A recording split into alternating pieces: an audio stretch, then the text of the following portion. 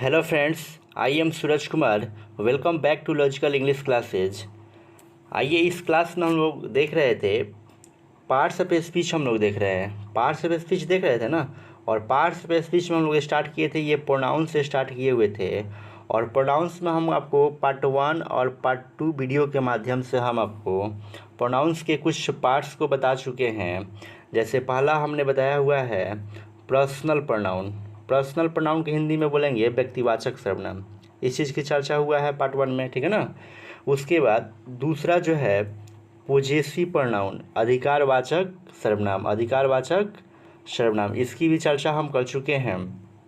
तीसरा देखिएगा reflexive pronoun, इसका हिंदी अर्थ होगा निजवाचक सर्वनाम। रिफ्लेक्सिव प्रोनाउन का हिंदी अर्थ क्या होगा? निजवाचक सर्वनाम। चौथा जो है इम्पैटिक प्रोनाउन, यानी कि बलदायक सर्वनाम।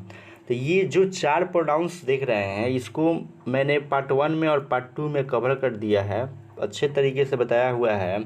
यदि आपको देखना है तो प्ले लिस्ट में वीडियो पड़ा हुआ है, वहाँ से आप जाके देख सकते हैं पार्ट 1 और पार्ट 2 को। इस सेशन में हम लोग देखेंगे, पांचवा हम लोग देखने जा रहे हैं डिमोन्स्ट्रेटिव प्रोनाउन देखेंगे। आइए उसकी हम लोग चर्चा करते हैं। डिमोन्स्ट्रेटिव प्रोनाउन, ये जो है पांचवा जो हम लोग का क्या है? Demonstrative pronoun. इसका हिंदी अर्थ आप याद रखिएगा संकेतवाचक सर्वनाम। क्या होता है? संकेतवाचक सर्वनाम। डिमोन्स्ट्रेटिव प्रोनाउन का हिंदी क्या हो जाएगा? संकेतवाचक सर्वनाम। अब आपसे अगर डिफिनीसन पूछ ले कि डिमोन्स्ट्रेटिव प्रोनाउंस का डिफिनीशंस क्या है, तो आप हिंदी में और इंग्लिश दोनों में दे सकते हैं, क्योंकि यहाँ पे हिंदी भी है और इंग्लिश भी है। हम लोग दोनों तरीके से हम लोग समझेंगे, थोड़ा सा गौर कीजिएगा। Demonstrative pronouns point out the persons और थिंग्स। पॉइंट आउट का मतलब होता है सूचित करना या इंगित करना। तो ये जो डिमोन्स्ट्रेटिव प्रोनाउंस है, ये क्या करता है? किसी पर्सन को या किसी थिंग को क्या करता है? सूचित करता है। सूचित करता है या दर्शाता है। For which they stand is called demonstrative pronoun. तब उससे हम लोग क्या समझते हैं? डिमोन्स्ट्रेटिव प्रोनाउन समझते हैं। यानी कहने का मतलब ये है कि डिमोन्स्ट्रेटिव प्रोनाउन जो है किसी पर्सन को या थिंग को क्या करेगा? सूचित करेगा या इंगित करता है, तब उससे हम लोग डिमोन्स्ट्रेटिव प्रोनाउन हम लोग समझते हैं। जैसे हिंदी में भी देख लीजिए, जिस प्रोनाउंस का प्रयोग किसी व्यक्ति या वस्तु को सूचित या इंगित करने के लिए किया जाता है, उससे हम लोग क्या बोलते हैं? Demonstrative pronoun.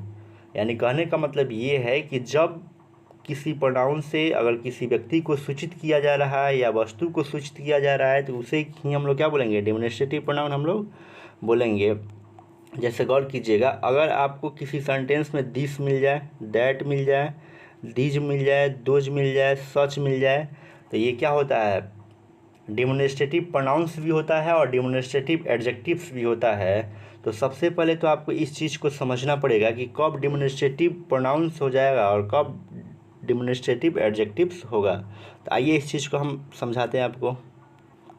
ध्यान दीजिएगा, अगर मान लीजिए कि अगर आपको सब्जेक्ट के रूप में क्या मिलता है? दिस, दैट, या मिल जाता है दीज, या क्या मिल जाए? दोज मिल जाए, दोज या सच। तो ये अगर किसी सेंटेंस में आता है तो दो ही शर्त होता है, या तो ये डिमोन्स्ट्रेटिव प्रोनाउन हो गया या तो ये डिमोन्स्ट्रेटिव एडजेक्टिव होगा। तो थोड़ा सा इसके हम लोग कंडीशंस को हम लोग देखने का प्रयास करते हैं कि कब ये डिमोन्स्ट्रेटिव प्रोनाउन होने वाला है। तो ध्यान दीजिएगा, अगर इसके बाद एक जुल्ली भव आ जाए, क्या आ जाए? एक जुल्ली भव आ जाए, तब हम लोग बोलते हैं कि ये क्या है? डिमोन्स्ट्रेटिव प्रोनाउन है। डिमोन्स्ट्रेटिव प्रोनाउन है। अब देखिएगा, बहुत सारे बच्चों के मन में ये सवाल उठ रहा होगा कि भाई डिमोन्स्ट्रेटिव ये एक्सक्लूसिव वर्ब जो है क्या होता है? तो ध्यान दीजिएगा, कुछ लिख रहे हैं, इज है, आर है, एम है, वाज है, वेयर है, ठीक है ना। ये सब क्या होता है? एक्सक्लूसिव वर्ब होता है। तो आप अभी इतना ही याद रखिए कि अगर दिस के बाद मिलता है ये सब वर्ब, तो आपका कौन सा प्रोनाउन होगा? Demonstrative pronoun. अगर डैट के बाद ये एक्चुअली वर्ब मिलेगा तो डिमोन्स्ट्रेटिव प्रोनाउन। अगर दीज के बाद, दोज के बाद, सच के बाद मिलेगा तो ये सब क्या हो जाएगा? Demonstrative pronoun. एडजेक्टिव कब होगा इसको थोड़ी देर में हम बताते हैं, तब तक के लिए आप थोड़ा सा एग्जाम्पल्स को देखिएगा। देखिएगा, इसमें पहला एग्जाम्पल से यहाँ पर लिखा गया है, this this is your car, this is your car. पहला एग्जाम्पल्स क्या है, दिस इज योर कार्स, है ना। इसमें ध्यान दीजिएगा कि यहाँ पर जो है इज के बाद क्या आ रहा है, दिस आ रहा है ना, यानी कि वर्ब के पहले आ रहा है। और यहाँ पर भी हम बताए थे कि एक जुड़ली वर्ब के पहले अगर ये सारा चीज़ मिलता है तब ये क्या हो जाएगा, डिमोनिस्ट्रेटिव प्रोनाउन हो जाएगा। देख लीजिए दिस भी आया हुआ है ना, एक जुड़ली वर्ब्स के ये पहले आया हुआ है, तो दिस आपका क्या हो जाएगा, डिमोनिस्ट्रेटिव प्रोनाउन हो जाएगा ये वाला। अब देखिएगा थोड़ा सा नीचे वाला एग्जाम्पल्स को समझिए। जैसे लिखा गया है those are nutty, those are nutty, those का अर्थ होता है वे सब, ठीक है ना, वे सब नटखट हैं। तो यहाँ पर देखिए आर के पहले आ रहा है, आर के पहले आ रहा है ना, ये दोज आ रहा है, दीज दोज। आर क्या है, एक जुड़ली वर्ब है, और जब भी एक जुड़ली वर्ब के पहले दीज दोज आएगा तो ये क्या हो जाएगा, यहाँ पर जो दोज लिखा गया है ये डिमोनिस्ट्रेटिव प्रोनाउन हो जाएगा, डिमोनिस्ट्रेटिव प्रोनाउन हो जाएगा। जैसे एक एग्जाम्पल से और समझिएगा। जैसे मान लीजिए कि यहाँ पर कोई एग्जाम्पल्स हम लिख ही देते हैं, जैसे these are yours, these are yours. अब बताइए इसमें जो है डिमोनिस्ट्रेटिव प्रोनाउंस कौन है, अगर आपसे पूछा जाए तो जाहिर सी बात है कि ये एक जुड़ली वर्ब्स के पहले जो आएगा वही हो जाएगा। दीज एक जुड़ली वर्ब्स के पहले आ रहा है ना, तो दीज क्या हो जाएगा, ये डिमोनिस्ट्रेटिव प्रोनाउंस हो जाएगा। एडजेक्टिव वाला भी आपको कंडीशन बताएंगे इसके बाद। अब देखिएगा, चलिए हम लोग देख लेते हैं थोड़ा सा एडजेक्टिव वाला कंडीशंस कैसे बनता है, उसको हम लोग देखते हैं। देखिए नोट में लिखा गया है कि जब किसी सेंटेंस में दिस डैट दीज दोज के बाद नाउन आता है, क्या आएगा, नाउन आएगा, तब उसे हम लोग डिमोनिस्ट्रेटिव एडजेक्टिव्स कहते हैं। इस बात को थोड़ा ध्यान से समझिए। इसके कहने का मतलब ये है ना कि अगर दिस आए, दैट दिया रहे, दीज दिया रहे, या क्या दिया रहे, दोज दिया रहे, इन सब के बाद आपको क्या मिलता है, नाउन अगर मिलता है ना, तो ये कहलाएगा डिमोनिस्ट्रेटिव एडजेक्टिव कहलाएगा। बात समझ में आया। कहने का मतलब ये है कि अगर दिस के बाद नाउन मिले, दैट के बाद नाउन मिले, दीज के बाद नाउन मिले, दोज के बाद क्या मिले, नाउन मिले, तो ये आपका डिमोनिस्ट्रेटिव प्रोनाउन नहीं होगा, क्या होगा, डिमोनिस्ट्रेटिव एडजेक्टिव हो जाएगा। जैसे ध्यान दीजिएगा, पहला इसमें एग्जाम्पल्स लिखा गया है, दीज बर्ड्स आर ब्यूटीफुल, यानी कि ये सब चिड़िया जो है क्या है, सुंदर है। तो गौर कीजिएगा यहाँ पर जो आ रहा है नाउन्स के पहले क्या आ रहा है, नाउन्स के पहले आ रहा है ना, दीज आ रहा है ना, नाउन्स के पहले दीज आ रहा है, तो ये दीज क्या हो जाएगा, डिमोनिस्ट्रेटिव एडजेक्टिव हो जाएगा। अभी तो हम आपको बताया ना कि अगर नाउन के पहले, देख रहे हैं ना यहाँ पर नाउन है, तो नाउन के पहले अगर दिस डैट दीज दो जाता है तो क्या हो जाएगा, ये डिमोनिस्ट्रेटिव एडजेक्टिव हो जाएगा। तो इस चीज़ को आप ध्यान रखिएगा, गलत ही नहीं होगा कभी। अब देखिएगा एक और एग्जाम्पल्स देख लीजिए, डैट टेबल इज़ योर्स। तो टेबल के पहले, टेबल जो है क्या है, नाउन है ना, नाउन के पहले क्या आ रहा है, ये डैट आ रहा है ना, तो जब नाउन के पहले आए दिस डैट दिस दो, तो ये क्या हो जाएगा, डिमोनिस्ट्रेटिव एडजेक्टिव हो जाएगा। एक चीज़ और भी ध्यान दीजिए, अगर आपको जो है नाउन पहचानने में अगर दिक्कत हो रहा है, प्रॉब्लम हो रहा है, तो आप मेरा पार्ट्स ऑफ स्पीच वाला वीडियो देख लीजिएगा, तो कहीं पर भी कोई दिक्कत नहीं होगा। एक एग्जाम्पल्स और हम लोग देखते हैं। यहाँ पर लिखा गया है लुक एट दिस पिक्चर्स, इस पिक्चर्स को देखो। तो ध्यान दीजिएगा, ये पिक्चर्स है ना, पिक्चर्स के पहले, पिक्चर क्या है, नाउन है, तो नाउन के पहले क्या आया, दिस आया ना, नाउन के पहले जब दिस डैट दिस दो जाता है ना, ये क्या हो जाता है, डिमोनिस्ट्रेटिव एडजेक्टिव। यही दिस जो है अगर नाउन के पहले नहीं आया रहता, यहाँ नाउन नहीं दिया रहता ना, तो ये दिस बदल जाता है, ठीक है ना। जैसे यहाँ पर ध्यान दीजिएगा, जैसे हम दोनों एग्जाम्पल से आपको फिर से समझाना चाहते हैं। जैसे मान लीजिए कि दिस इज ए काऊ, ठीक है ना, दिस इज ए काऊ। एक और एग्जाम्पल्स लिख देते हैं, this cow is black, this cow is black, BLACK, ठीक है ना, दिस काऊ इज ब्लैक। अब थोड़ा सा समझिएगा, यहाँ पर ध्यान दीजिए, जो पहला एग्जाम्पल्स आप देख रहे हैं ना, यहाँ पर देखिए ईज आया हुआ है ना, ईज के पहले दिस डैट आ रहा है, दिस डैट दिस दो जाए ईज के पहले, यानी कि वर्ब के पहले आए तो ये क्या हो जाएगा, दिस यहाँ पर डिमोन्स्ट्रेटिव एडजेक्टिव होगा कि डिमोन्स्ट्रेटिव प्रोनाउन हो जाएगा। तो आप कहेंगे कि सर वर्ब के पहले आया है हुआ है तो ये डिमोन्स्ट्रेटिव प्रोनाउन हो जाएगा। ठीक, अब थोड़ा सा दूसरा एग्जाम्पल्स देखिएगा। यहाँ पर जो है आप देख रहे हैं कि ये काऊ है ना जी, काऊ, काऊ क्या है, नाउन है, और ये नाउन के पहले दिस आया है, तो जब भी नाउन के पहले आएगा तो क्या हो जाएगा, डिमोन्स्ट्रेटिव एडजेक्टिव हो जाएगा। आई होप आप समझ चुके हैं।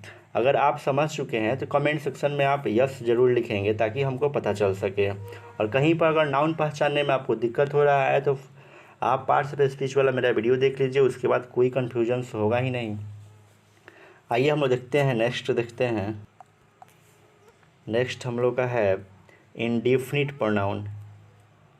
इसका हिंदी होता है अनिश्चयवाचक सर्वनाम। क्या हो जाएगा, अनिश्चयवाचक, अनिश्चयवाचक सर्वनाम।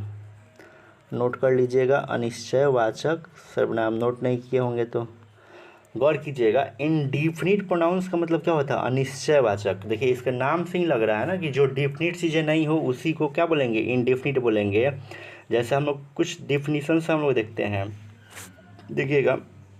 N indefinite pronoun refers to person or things in a general way, यानी कि ये इंडेफिनिट प्रोनाउंस जो होता है ना, रेफर्स मतलब प्रदर्शित करता है किसी पर्सन और थिंग को, जनरल वे में ये क्या करता है, रेफर्स करता है।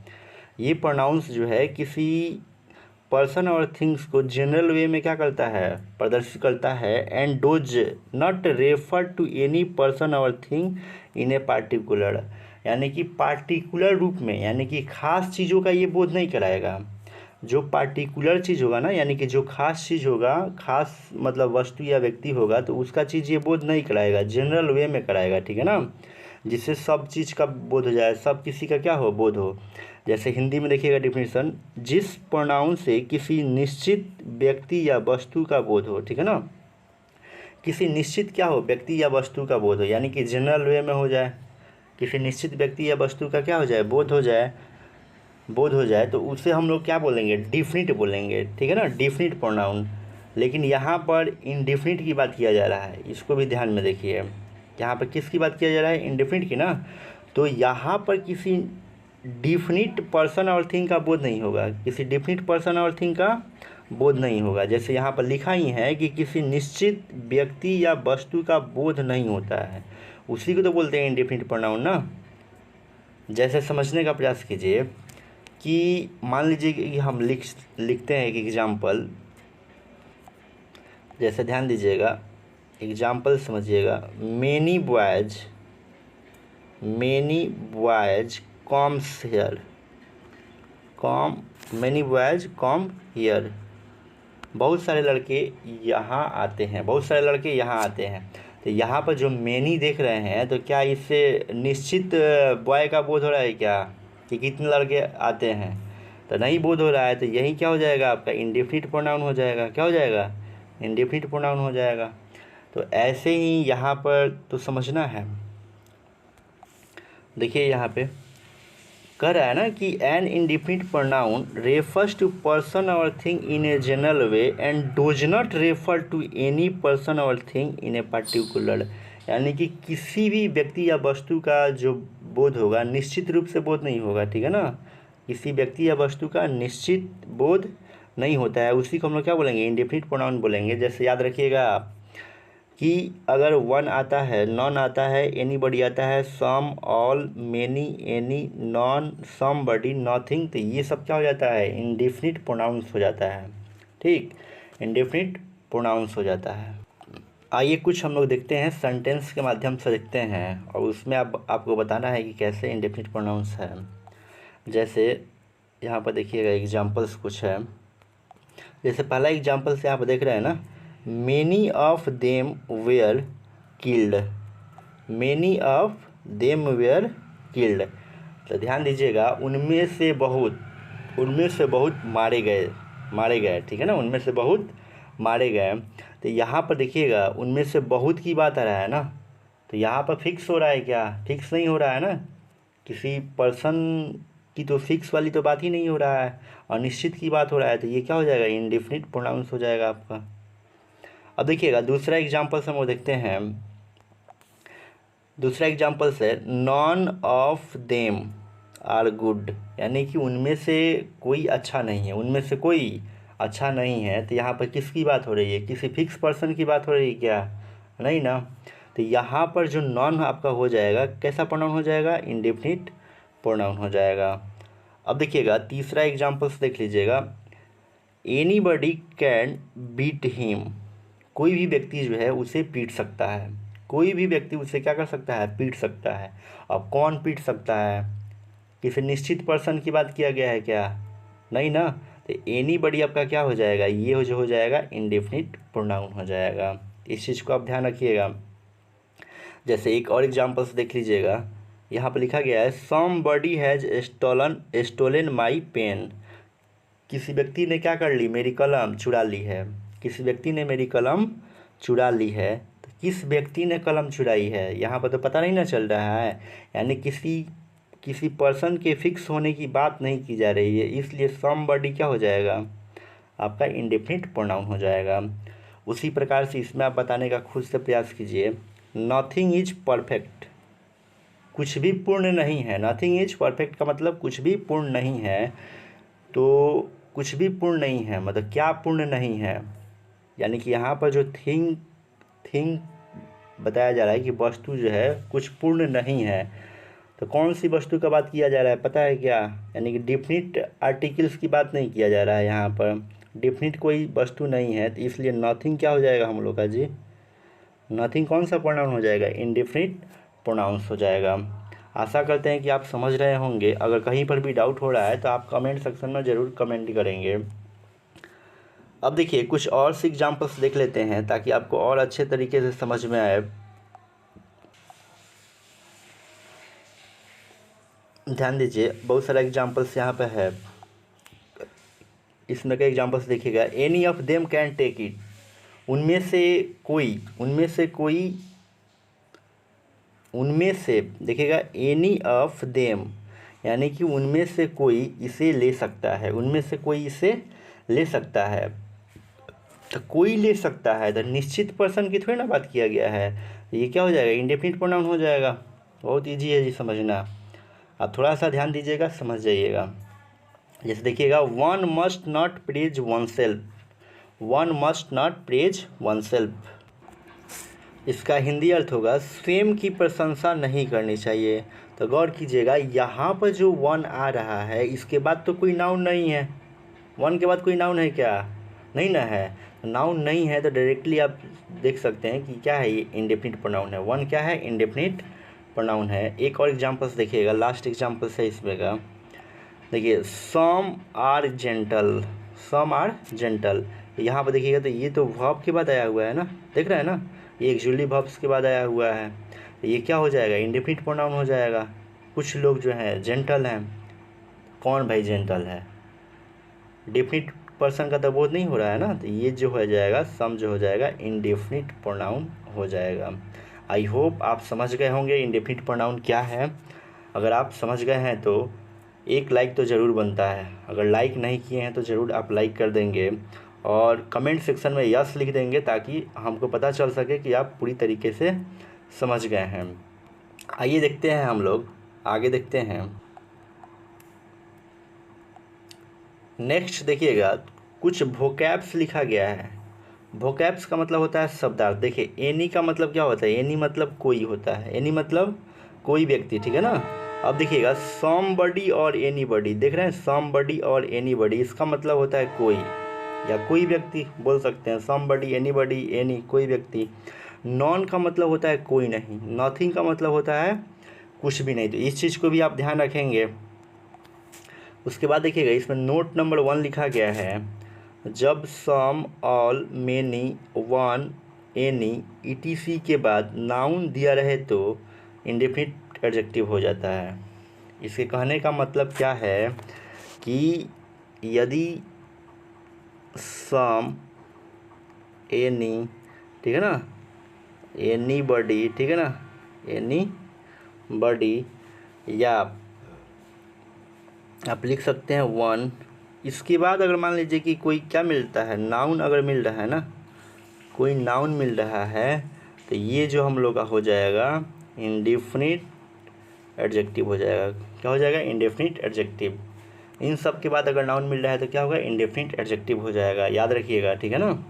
देखिए एग्जाम्पल्स देख लीजिएगा। सम स्टूडेंट्स, क्या है जी? सम स्टूडेंट्स आर इंटेलिजेंट, यानी कुछ स्टूडेंट जो हैं इंटेलिजेंट हैं। तो यहाँ पर देखिए तो नाउन्स के बाद सम मिल रहा है ना, नाउन्स के बाद मिल रहा है तो सम क्या हो जाएगा? इंडेफिनिट एडजेक्टिव हो जाएगा।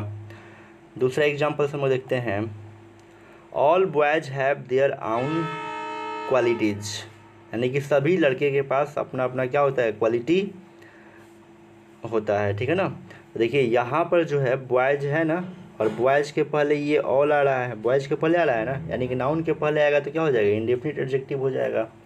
बहुत सिंपल तरीका है पहचानने का। अब देखिएगा लास्ट है, any student can answer this question, कोई भी स्टूडेंट जो है इस क्वेश्चन का आंसर दे सकता है। दे सकता है ना जी? बिल्कुल बिल्कुल दे सकता है। ध्यान दीजिएगा यहाँ पर स्टूडेंट है और स्टूडेंट के पहले क्या आया हुआ है? ये एनी आया हुआ है, तो क्या हो जाएगा? इंडेफिनिट एडजेक्टिव हो जाएगा, ना कि इंडेफिनिट प्रोनाउन, क्योंकि ये नाउन के पहले आ रहा है। यही जो है एक्चुअली वर्ब के पहले आता ना, ये जो हो जाता इंडेफिनिट प्रोनाउन हो जाता, लेकिन नाउन के पहले आया हुआ है ये, तो क्या हो जाएगा? एनी जो हो जाएगा इंडेफिनिट एडजेक्टिव हो जाएगा। अब देखिएगा लास्ट एग्जाम्पल्स है। He will qualify one day, वह एक दिन जरूर क्या होगा? क्वालिफाई होगा। यहाँ पर देखिए तो डे क्या है? नाउन है ना, डे नाउन है, और नाउन के पहले क्या आया है? वन आया है ना, नाउन के पहले ये देख रहे हैं ना, वन आया है, तो वन क्या हो जाएगा? इंडेफिनिट एडजेक्टिव हो जाएगा। क्या हो जाएगा? Indefinite adjective. आपको एक ही चीज़ याद रखना है कि नाउन के पहले अगर आपको सम मिलता है, एनी मिलता है, एनीबॉडी मिलता है, वन मिलता है, ऑल मिलता है, ठीक है ना, तो ये सब क्या हो जाएंगे? ये जितने भी हैं इंडेफिनिट एडजेक्टिव हो जाएंगे। तो इस चीज़ को आप ध्यान रखिएगा। लेकिन अगर सम, एनी, एनीबॉडी, वन, ऑल के बाद अगर कोई भी ऑक्सिलरी वर्ब्स मिलता है तो ये सारा जो होगा प्रोनाउन हो जाएगा, इंडेफिनिट प्रोनाउन हो जाएगा। आई होप आप समझ गए होंगे। अगर सेशन अच्छा लग रहा है तो आप कमेंट करिएगा, और कमेंट में कुछ यस लिखिए ताकि समझ में आए, ठीक है ना। चलिए हम लोग देखते हैं, नेक्स्ट देखते हैं। नेक्स्ट जो है हम लोग का डिस्ट्रीब्यूटिव एडजेक्टिव, डिस्ट्रीब्यूटिव प्रोनाउन है, डिस्ट्रीब्यूटिव प्रोनाउन। ध्यान दीजिए, जब डिफिनीशन आपसे पूछा जाए ना तो इंग्लिश में ऐसे देंगे, when each either and neither, each either and neither are used as pronoun they are called distributive pronoun.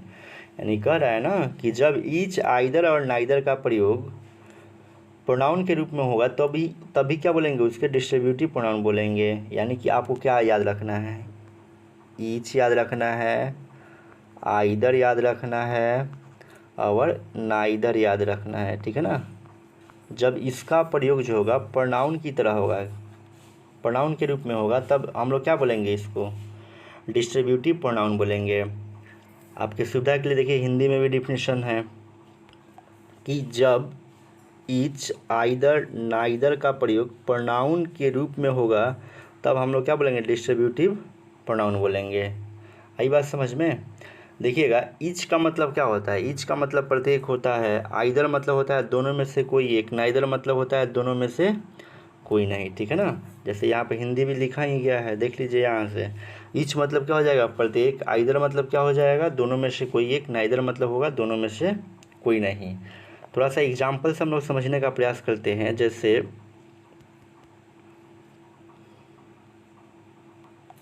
जैसे यहाँ पर लिख सकते हैं कि either boy is brave, either boy is brave.